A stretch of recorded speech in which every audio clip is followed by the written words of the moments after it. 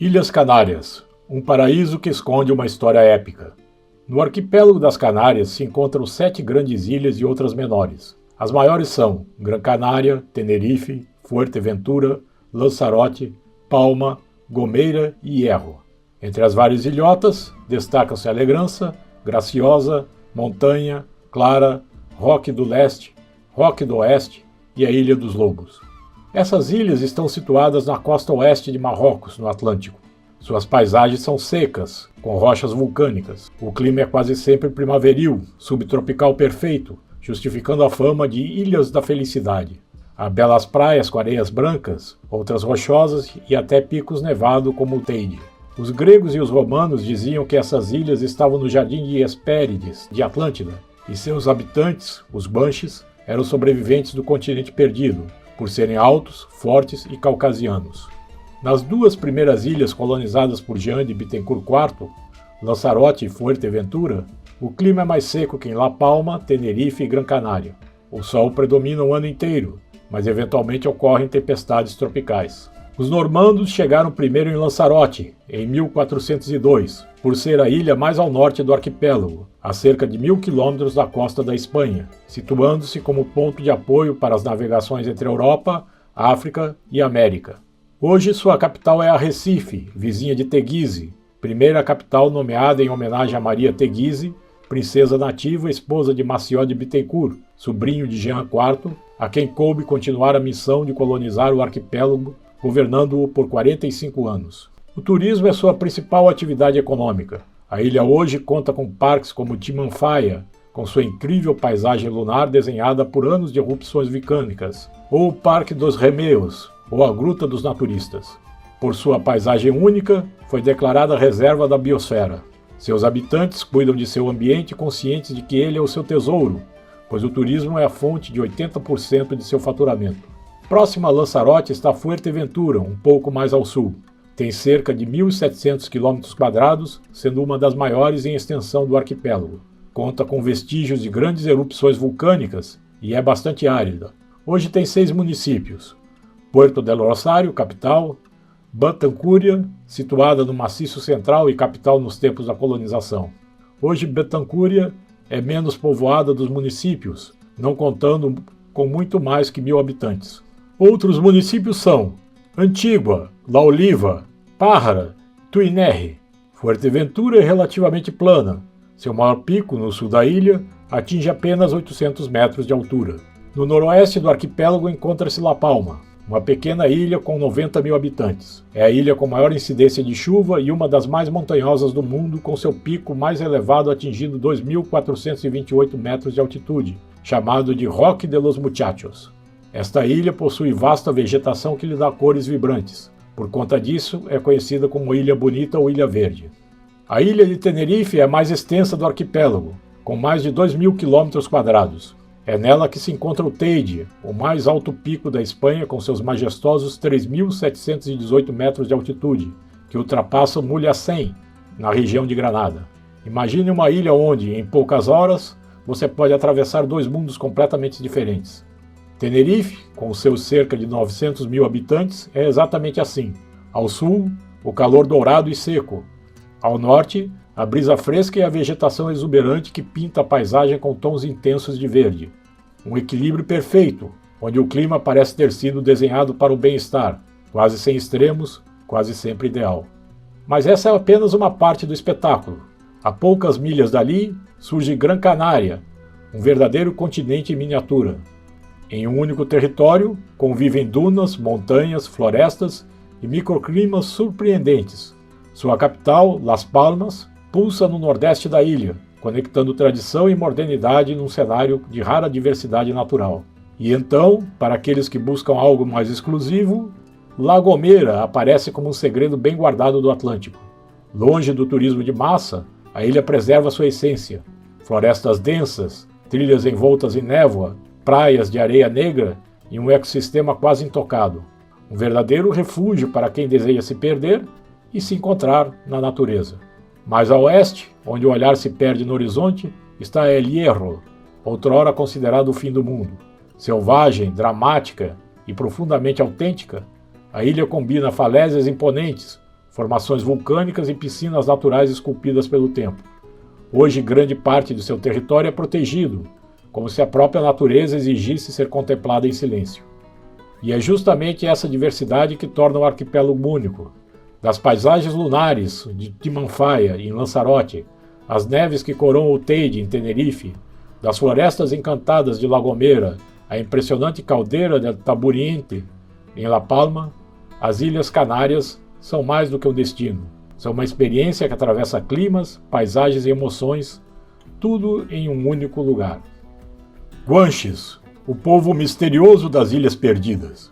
Muito antes das velas europeias surgirem no horizonte, as Ilhas Canárias já guardavam um dos seus maiores enigmas. Seus habitantes, conhecidos como Guanches, eram um povo de origem envolta em mistério. Estudos modernos os conectam geneticamente aos povos berberes do norte da África, mas quando e como chegaram às ilhas permanece um enigma que atravessa os séculos. As tradições antigas ousavam ir ainda mais longe. Relatos literários antigos sugerem que poderiam ser descendentes de Gomer, filho de Jafé e neto de Noé, mas os povos do norte da África citados na Bíblia são associados a outro filho de Noé, Cã. História, mito e fé se entrelaçam e tornam esse povo ainda mais fascinante. Mas talvez nada seja tão singular quanto sua forma de comunicação. Na ilha de La Gomera, os Guanches desenvolveram uma linguagem única, o silbo gomero, os sistemas de assovios capazes de atravessar vales e montanhas, levando mensagens a quilômetros de distância. Imagine esses sons cortando o vento, ecoando entre os rochedos, como se a própria ilha falasse. Foi nesse cenário de mistério e beleza que, em 1402, a história tomou um novo rumo. Quando Jean de Bittencourt IV desembarcou em Lanzarote com sua expedição, não encontrou apenas uma terra desconhecida, encontrou um mundo vivo, organizado e profundamente enraizado em suas tradições. Acompanhado por intérpretes familiarizados com línguas de origem berbere, avançou para o interior da ilha. Seu objetivo era claro: estabelecer contato direto com o líder daquele povo. Guiado pelos próprios nativos, os normandos seguiram até a chamada Grande Aldeia, localizada no nordeste de Lanzarote, a cerca de 25 milhas da Ponta de Papagaio.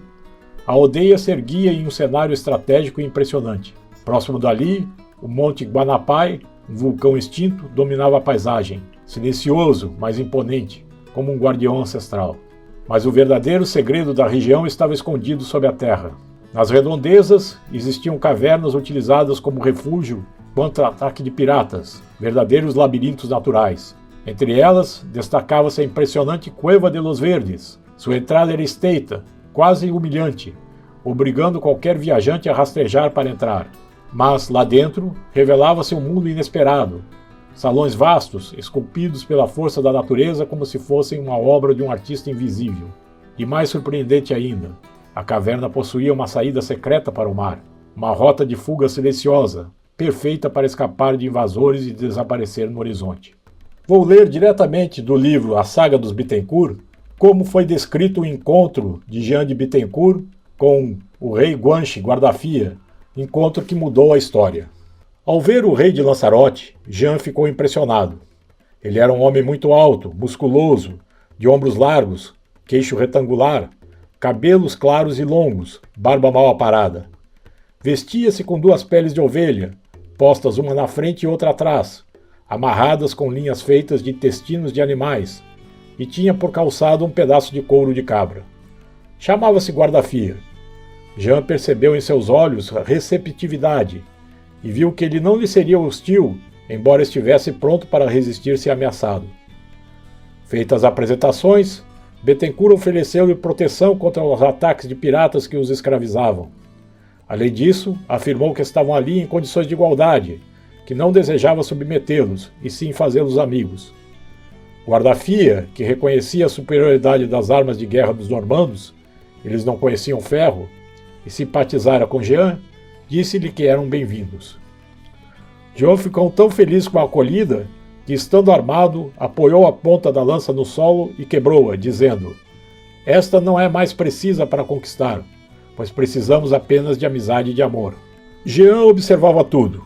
Eles tinham facas, umas de pedra polida, outras de lâmina de madeira dura e colheres de basalto. Usavam pratos e vasilhas de cerâmica. Nas ânforas tinha uma bebida, e Jean provou-a. Era azeda, mas saborosa. Perguntou a guarda-fia: Senhor, o que é isso? Chama-se leite batido e é preparado a partir do leite de cabra ordenhado há vários dias. Nós o colocamos no fogo, um odre de couro de cabra, o penduramos com uma corda no teto da casa e o balançamos até que se separe do líquido. Leite batido, da parte sólida, a manteiga do gado. Acompanha bem o nosso gofio. Experimente, o senhor vai gostar, disse servindo-lhe um prato com uma papa. Jean experimentou-o. É saboroso. Do que é feito? É uma pasta de cevada moída, amassada com leite e mel. Depois serviram as carnes. Havia peixe salgado, pardela cinzenta, uma ave abundante, e o pernil de cabra, acompanhado de farinha de cevada. Jean comentou: o peixe está ótimo, como é preparado? Nós o pescamos, escalamos e deixamos um dia no sal. Depois o lavamos e o secamos ao sol, esclareceu o rei nativo. E como vocês pescam? Observei que não conhecem ferro nem anzóis, indagou Jean, puxando conversa. Para mostrar aos normandos como pescavam, Guarda-Fia convidou-os a irem até a costa no dia seguinte pela manhã para uma pescaria. Acordaram cedo e marcharam até uma enseada entre penhascos salpicados por flores nativas, uma paisagem deslumbrante. Lá, antigas gerações haviam construído paredes de pedras, formando piscinas ou remansos. O rei Guarda-Fia os esperava. Explicou-lhes: com a maré cheia, os peixes entram nesse remanso cercado por esta parede de pedra. Quando a maré vazar, eles ficarão presos nessa piscina natural. E como os senhores os pegam? Indagou Jean. Nós vamos lançar no remanso uma planta que tem látex de mamona. É uma substância tóxica que vai matá-los por asfixia, esclareceu o rei aborígene. E essa substância não é perigosa para os homens? Quis saber Jean preocupado. Não, nem o sabor alterado, desde que lavemos os peixes rapidamente com água limpa. Nas Ilhas Canárias, cada pedra guarda uma história, cada eco carrega um segredo, e cada encontro mudou o destino de povos e impérios. Depois do primeiro contato, Jean de Bittencourt IV e seus homens avançaram pela ilha, não como meros exploradores, mas como observadores atentos de uma terra que escondia riquezas improváveis. Lanzarote revelava um cenário duro, moldado pelo fogo. Erupções antigas haviam devastado parte das planícies. O solo negro, coberto por cinzas, parecia estéril à primeira vista, mas ali residia um segredo poderoso. A própria destruição havia preparado a fertilidade. Com o passar do tempo, as cinzas vulcânicas transformaram-se em um manto fértil, capaz de sustentar colheitas vigorosas, especialmente de cevada. A vida se adaptava com engenho. Cabras e ovelhas pastavam em abundância, mas a água era rara e preciosa. Dependia-se das chuvas, cuidadosamente armazenadas em pequenas lagoas chamadas maretas, verdadeiros cofres de sobrevivência. Nos extremos da ilha, alguns poços ofereciam água, mas com gosto amargo, quase salgado, um lembrete constante da dureza daquele mundo. Não havia florestas, nem sombras densas. A vegetação surgia em tufos resistentes, tababeiras, mamonas, plantas que pareciam desafiar o próprio clima. A grama, quando vinha, surgia generosa após as chuvas, cobrindo o solo com um verde inesperado. E então, o vento. Vindo do nordeste, ele moldava a paisagem com elegância quase hipnótica. Pequenas dunas atravessavam a ilha de ponta a ponta, movendo-se como se dançasse ao ritmo invisível do Atlântico. Mas o verdadeiro tesouro de Lanzarote não estava apenas na terra. Entre as rochas e as superfícies áridas, crescia a urzela, um líquen discreto, porém valioso, capaz de produzir um corante azul raro e altamente apreciado. Para Jean, que possuía tinturarias em seus domínios na Normandia, aquilo não era apenas uma curiosidade natural, era oportunidade. Rapidamente, iniciou-se a exploração econômica da urzela. Ao mesmo tempo, os homens extraíam calcário e transformavam em cal, base essencial para as construções que começaram a surgir, marcando a presença europeia naquela terra distante. Mas, acima de tudo, algo maior estava em curso. O encontro entre duas civilizações. A relação de respeito e amizade entre Jean de Bittencourt IV e o rei Guanche Guarda-Fia não foi apenas um episódio diplomático. Foi o início de uma transformação histórica. Ali, naquele solo forjado pelo fogo, nascia uma nova era, uma ponte entre os mundos, uma fusão de culturas que ajudaria a moldar o futuro do Atlântico e a do próprio Novo Mundo.